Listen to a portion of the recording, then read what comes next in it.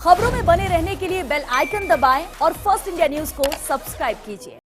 और चलिए बुलेटिन की शुरुआत करते हैं बड़ी और अहम खबर से। जम्मू कश्मीर के डीजीपी दिलबाग सिंह का बड़ा बयान, कहा कश्मीर फाइल्स बारीकियों के साथ फिर से खोली जा सकती है। 1990 के दशक में कश्मीरी पंडितों के पलायन और हत्या से संबंधित मामलों को फिर से खोला जा सकता है।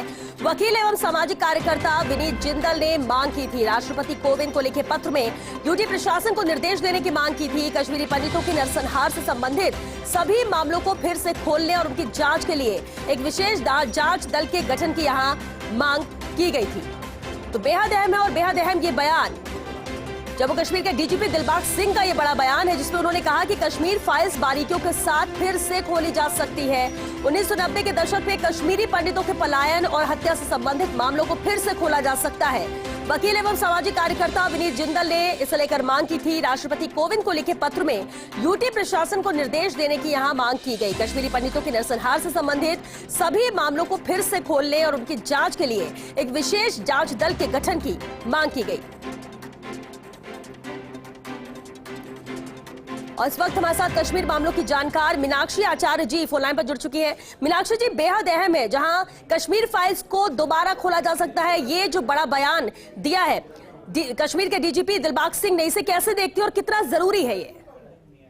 जी नमस्कार। ये इनफैक्ट बहुत ही अच्छा कदम उठाया है। अगर इस तरीके से अगर ये कदम उठाया जाएगा तो भविष्य में जो बहुत ज्यादा जो लोग इसमें डाउट कर रहे हैं कि वहाँ पे इस तरीके की कोई घटनाएं नहीं हुई हैं या बीजेपी का ये एक एजेंडा तहत ये मूवी बनाई गई है, तो उसकी परत दर परत जो ये खुलेगा तो उसमें रियलिटी बहुत अच्छी तरीके से आएगी। और इसमें मेरे ख्याल में किसी भी जो राजनीतिक पार्टी हैं उनको सबको सपोर्ट करना चाहिए और इसका पूरा स्वागत भी करना चाहिए, क्योंकि कश्मीर में जो हुआ वो सिर्फ कहानी बेस्ड नहीं है, वो एक्चुअल में रियलिटी है। जो वहाँ पे हुआ वो रियलिटी है। क्योंकि चश्मदीद के तरीके से अगर हम देखें तो मैं भी वहाँ पे 1990 में मैं भी वहाँ पे थी, मार्च में हम लोग गए थे, हम पे भी वहाँ पे अटैक हुआ था और किस तरीके से वहाँ का माहौल था। और इसका जीता जाता एक जो सबूत है, मैं 100% कह सकती हूँ कि वहाँ पे जो कुछ हुआ है और या जो घटनाएं घटी हैं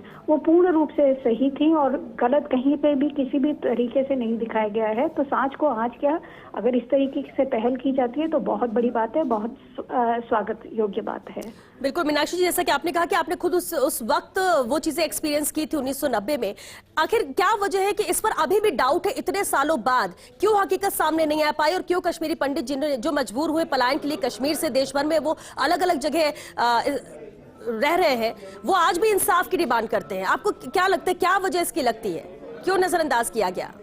बेसिकली ये एक तरीके से पूर्ण रूप से एक फेलियर था। पूरी अपनी एडमिनिस्ट्रेशन, पूरी राजनीतिक पार्टी, सबका फेलियर था ये।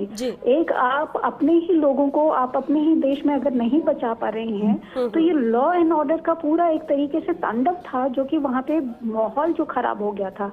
तो होता यह है कि जब हम भस्मासुर पैदा करते हैं और जिन पे कोई कंट्रोल नहीं रह पाता है तो फिर इसी तरीके के हालात होते हैं। वो कहीं पे भी हो सकते हैं, किसी भी राज्य में, किसी भी प्रदेश में, किसी भी कहीं पे भी, इवन घर में भी अगर आपका कोई बच्चा है जिसको आप बिल्कुल खुली छूट दे दें, जो भी वो करता जा रहा है, कोई कानून ना माने, कुछ ना माने, तो वो आपका बच्चा ही आपके ऊपर एक सरदर्द बन जाता है, वो भी गुनाहों के रास्ते में निकल जाता है। तो ये हुआ इसीलिए, वहाँ पे जो हुआ है वो इस तरीके से हुआ है कि लोगों को एक्चुअल में बिलीव कर पाना मुश्किल है। उनको समझ में नहीं आ रहा है कि क्या अपने ही देश में क्या इस तरीके से लोगों के साथ में हो सकता है। कंफ्यूजन ये है, कंफ्यूजन ये नहीं है कि नहीं हुआ होगा, कंफ्यूजन ये है कि क्या ऐसा हो सकता है, क्या आने वाले कभी भी समय में, गलत समय में हमारे साथ भी ऐसा हो सकता है। कंफ्यूजन ये है।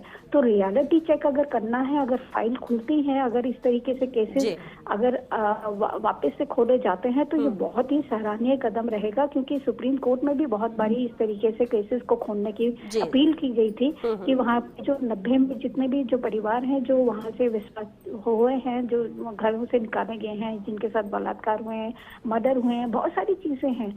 तो अगर सांच को आज क्या अगर कोई कानूनी तौर पर अगर इस तरीके से कार्रवाई की जाती है तो जो दूध का दूध पानी का पानी हो जाएगा। फिर हमें कहीं पे शंका रखने की और डाउट करने की जरूरत ही नहीं रहेगी। बिल्कुल। बहुत शुक्रिया मीनाक्षी जी फर्स्ट इंडिया से बातचीत के लिए।